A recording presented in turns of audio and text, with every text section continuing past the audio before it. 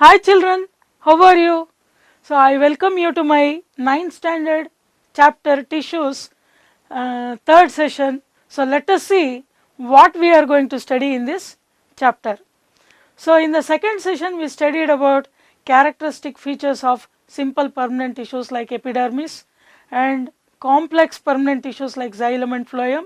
In the first session we studied about meristematic tissue, parenchyma, collenchyma and sclerenchyma. In this session we are going to study about the characteristic features of animal tissues like epithelial and muscular tissue and other special features. In the next session we will be studying about the characteristic features of animal tissues like connective and nervous tissue and its special features. So in this session we will be studying about animal tissues. In that basically we will be concentrating on simple epithelial tissue and stratified epithelial tissue. In the simple epithelial tissue we will be studying about squamous epithelial tissue, columnar epithelial, cuboidal and ciliated epithelial tissue. So first of all, these animal tissues are quite complex compared to the plant tissues.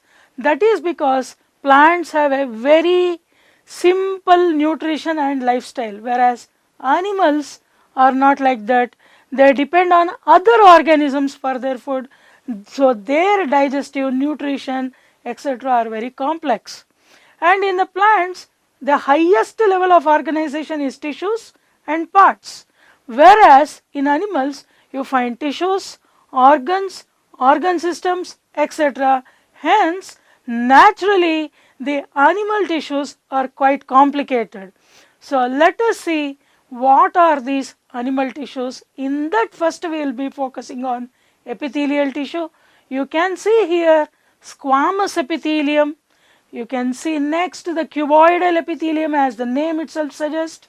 Then you find the columnar epithelium and you also find small hair-like structure on the epithelial tissue. You call that as ciliated epithelial tissue.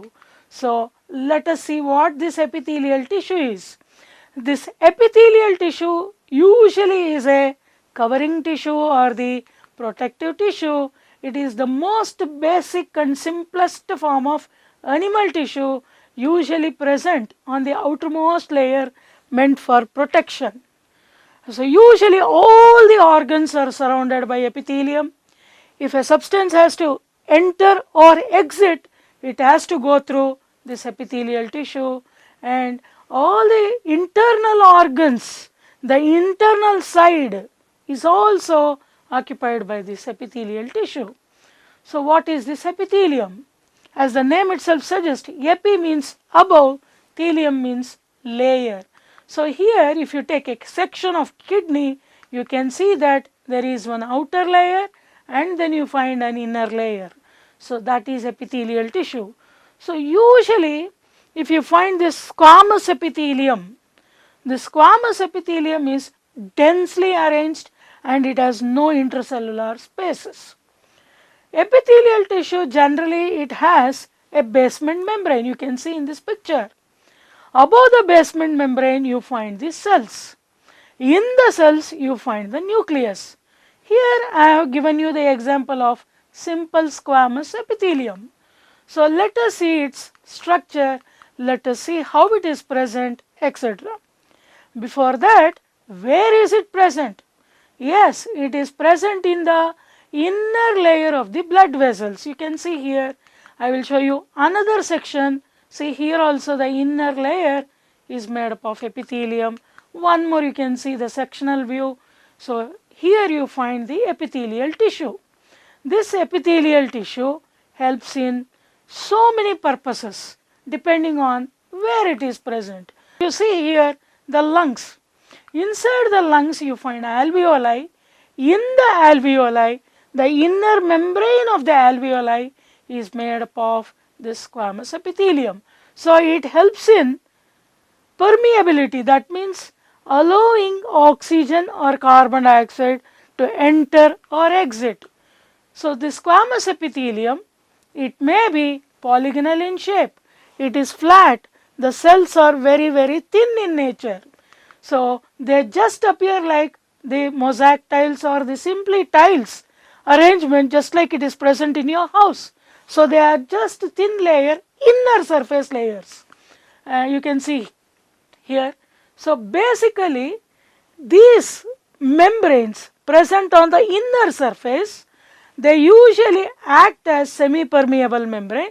If it is present in the alveoli, they help in movement of oxygen and carbon dioxide by a simple process called diffusion. Like that, in many cases, these epithelial tissues either absorb or secrete, or they allow substances to move to and fro. All these are done by epithelial tissue. Next, it is also present in the respiratory system. I already told it is present in the epithelial cells.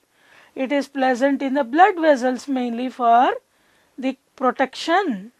Then next you can see they are present in the inner wall of the capillaries. Capillary itself is very thin. That inner layer is made up of these epithelial cells. Not only that, you also find in most of the organs this epithelial, squamous epithelium present. Now you understood what the functions of squamous epithelium is. It is mainly protection, it absorbs or secretes something like that and allows oxygen or carbon dioxide respiratory gases. Next there is another important epithelium which protects our body, which is that skin. Even that is epithelial tissue only, but this epithelium, it is not made up of a single layer, it is multi-layered, it is made up of many layers, hence you call it as stratified, stepwise, one step above the other, hence you call it as stratified epithelium. So this is multi-layered mainly because of this wear and tear processes. Whenever our skin undergoes friction with objects or anything, the outermost layer will get worn out. Then the new cells have to emerge. So for that it is stratified. So you find this in skin. So it helps in protection. Not only that, the skin cells, it helps in osmoregulation. That means maintaining water content, it helps in maintaining the body temperature, etc. It also throws out the waste materials, so it is excretory also in function.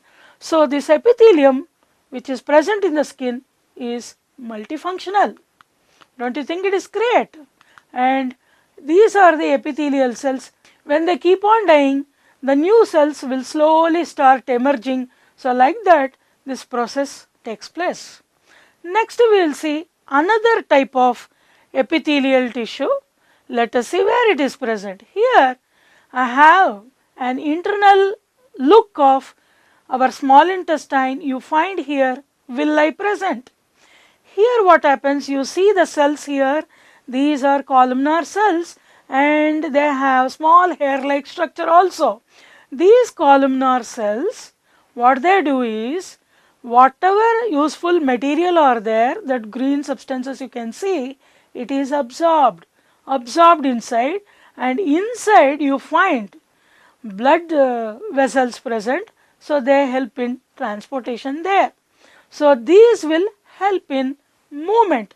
Now here I have another columnar cells with small hair-like structure. You call it as ciliated epithelial cells. What they do is, they will be lining our digestive system and also oviduct, etc. There what do they do is, they secrete some mucus. This mucus will act as a protective covering in the stomach, etc. Not only as a protective covering from the acidic content that is secreted during digestion, not only that, this cilia will also help in movement of food material and other substances in the intestine, etc. It is also present in oviduct. So it helps in movement. It will be pushing, those cilia will be helping like that. So that is about ciliated epithelial cells. Next, most important is this. Can you see the shape of this? They are cube shaped, so you call them as cuboidal cells. You can see these cuboidal cells. So you call this as cuboidal epithelium, and the nucleus is present in the center of the cell with a thin basement membrane. So as the name itself suggests, it is square or cuboid in shape. So where is it present? Let us see. So these cuboidal cells are present in glands. Sometimes they are called as glandular epithelium also. So they are present in the glands. Here you can find in the salivary glands. Sometimes it is present in pancreas. So they are present in the pancreatic gland. Next you can see skin, sweat glands. They are present in the kidneys, nephrons. There also you find these glands, these cells. So you can find here in the salivary glands, the glands are secreting the enzymes, salivary amylase, etc., for the purpose of digestion. So, and here you can find thyroid gland, it is secreting thyroxine. So like this you can understand that cuboidal cells mainly are glandular, they secrete very powerful chemicals. So till now we studied about epithelial tissue. In that we studied about 4 epithelial tissues. One is the squamous epithelium, that is very flat. Next we studied about the columnar epithelium, which is cylindrical shape.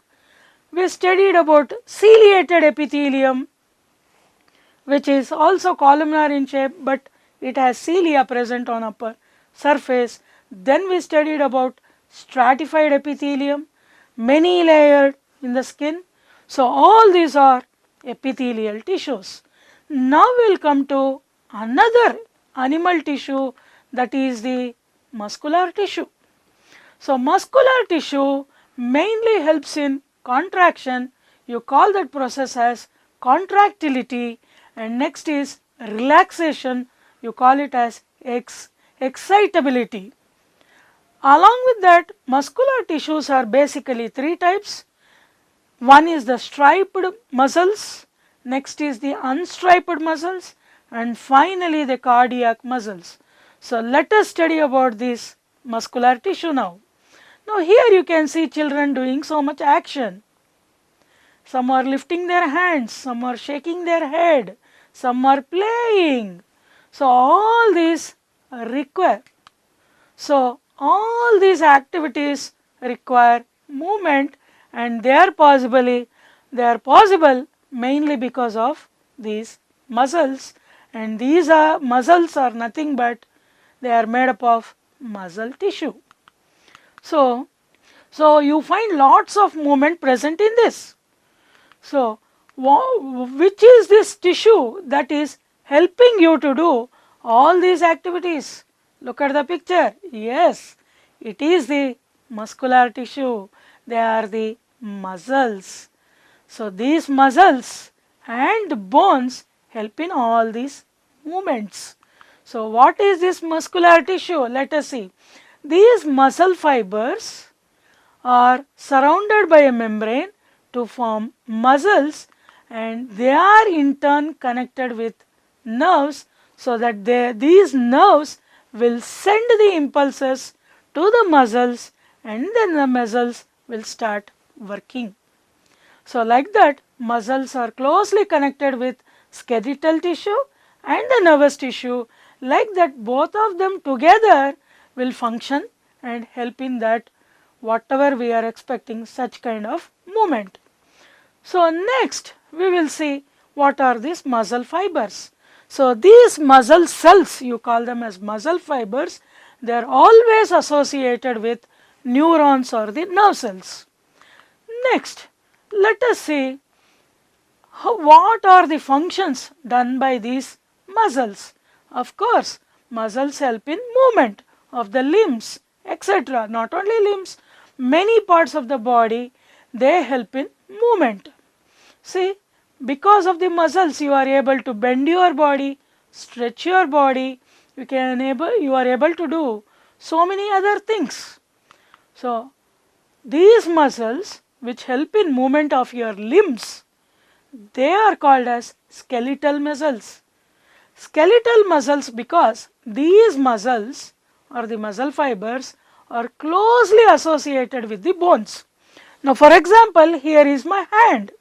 Here you find a bone in the center, next you find the muscles. So the muscles associated with the bones, you call them as skeletal muscles. Now these skeletal muscles mainly help in contraction and relaxation. You can see the movement here.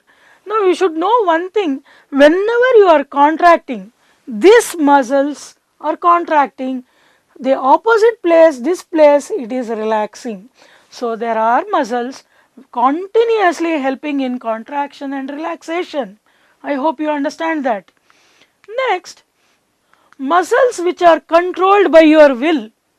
Now I want my hand to move like this. It is moving. I want to go down. I want to put my hand down. It is going down. It is acting according to my will. Such muscles you call them as voluntary muscles. Here are they. If you look at the voluntary muscles, you find striations or lines. You call these muscles as striped muscles. So you can see the voluntary muscles are the striped muscles. Next there are unstriped. You can see there are no lines at all. You call them as unstriped muscles or involuntary muscles. And finally, you find another special type of muscles. You call them as cardiac muscles. So basically, there are three types of muscles. One is the voluntary muscles which act according to your will. They are striped. And next one is the involuntary muscles.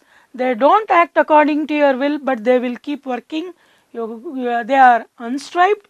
They are also called as smooth muscles. Next is the cardiac muscles. They are present in the heart. Now let us see about these muscles.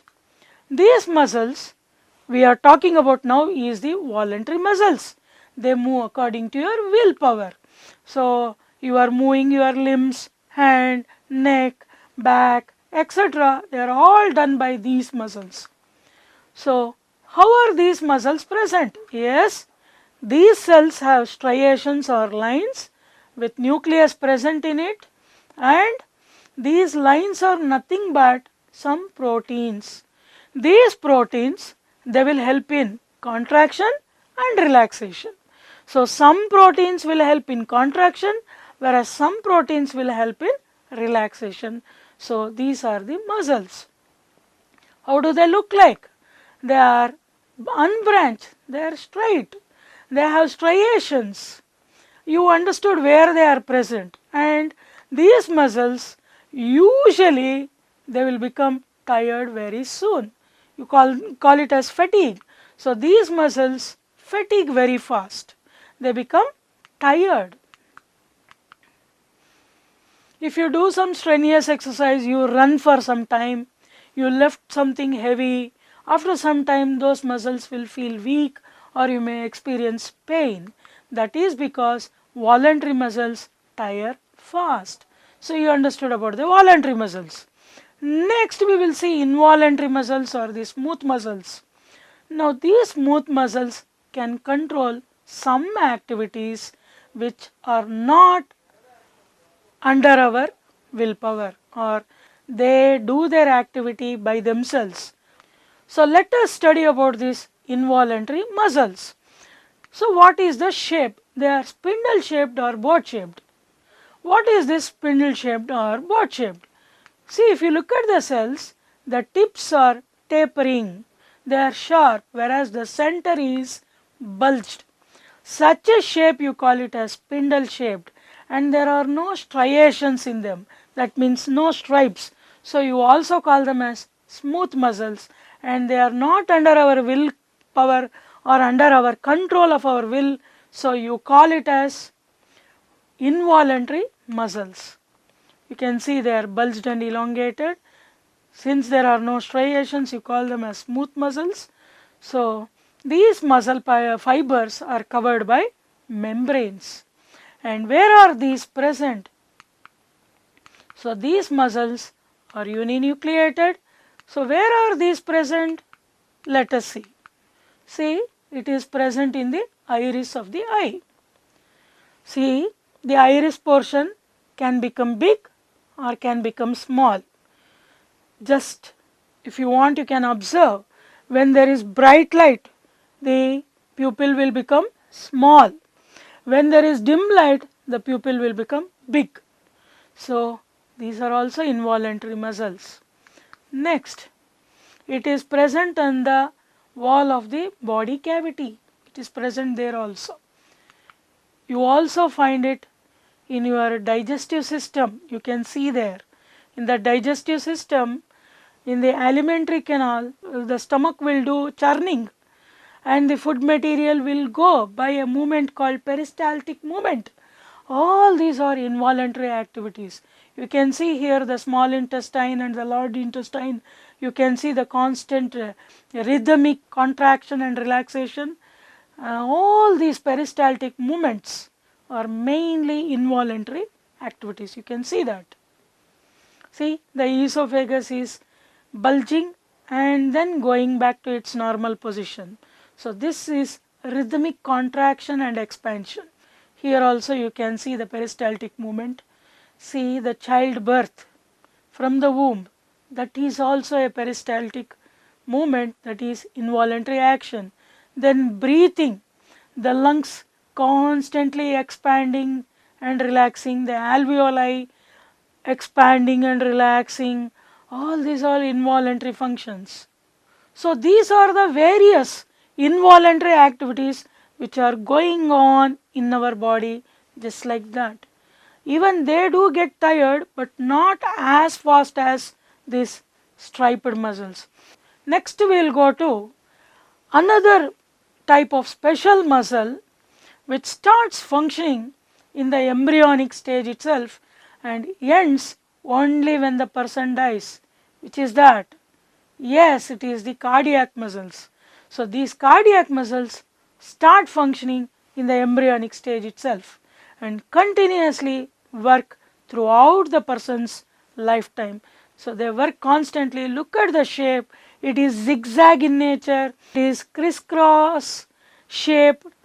It is branched. It is cylindrical. It is nucleated, and it constantly contracts and relaxes. So this is nothing but the heart muscles or the cardiac muscles. They have to work constantly in your body. So these are some of the structures of these cardiac muscles. Usually they are Y-shaped or Z-shaped, or generally you call them as crisscross in shape. They are branched, they are striated, they have nucleus, and they function throughout your lifetime. Now let us study about the three types of muscles that we have studied once again, just like revision. So we have the striped, unstriped and the cardiac muscles. Let us see the characteristic features. One is the shape. If you look at the shape, striped muscles are branched and cylindrical, unstriped muscles are spindle shaped and unstriped, and cardiac muscles are cylindrical and branched. And if you look at the number of nucleus, striped muscles, they have many nuclei in them. Unstriped muscle, there is only single nucleus. Even in the cardiac muscles, there are only single nucleus. You can see the structure. Next we will see other properties, position of the nucleus. In the striped muscles, you find the nucleus is scattered. In the unstriped muscles, they are spindle shaped. Nucleus is in the center. In the cardiac muscles, you find they are cylindrical and nucleus is in the center. Next, if you look at the stripes, as the name itself suggests, striped muscles are having stripes, unstriped muscles are not having stripes, cardiac muscles do have stripes. Next, if you look at the function, striped muscles are voluntary, that means they act according to your will. Unstriped muscles are involuntary, they do not act according to your will. Cardiac muscles are involuntary, they keep on functioning until the person dies. So now let us see some points to discuss. I want you to discuss among your friends. A person is suffering from ulcers in the stomach. So I want you to name the tissue that is not working properly. Also mention other functions performed by this tissue. So let us see how to draw involuntary muscular tissue here. First you draw a circle. Next you draw spindle shaped structures. So the edges are tapering and the center is bulged. So it's a very simple diagram. You can see that. So that's it. The cells are ready now. Next you have to draw the nucleus. It is present in the center. Almost the diagram is over. So the nucleus is over. There are no stripes. So finally you have to fill the cytoplasm in it just by keeping some dots and label the diagram as involuntary muscles, voluntary muscles. So here voluntary muscles, once again you can make dotted box or circle as you wish. Then next draw tubular wavy nature structures. So these are the cells that we are drawing. So just like that you can draw tube like structures, a few lines to indicate few cells. Then draw one horizontal line indicating the cells. And next is the nucleus. So you can draw a circular structure and label it as nucleus.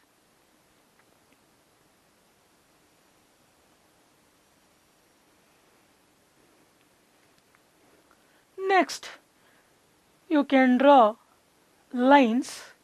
You see to it that you draw the lines, a few of them are very long, and leave some gaps. These lines are nothing but proteins. You call them as H bands, L bands, A bands, etc. They help in contraction and relaxation. You need not know in detail about them. So here we have drawn long lines. Next we have to draw smart, short lines, just like dots. So they help in contraction and relaxation. The diagram is almost over. It is very easy to draw this diagram.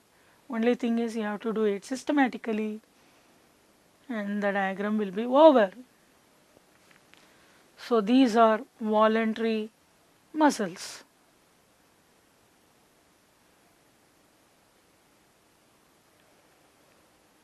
So you understood how to draw the muscles. Now a small homework or home assignment to you.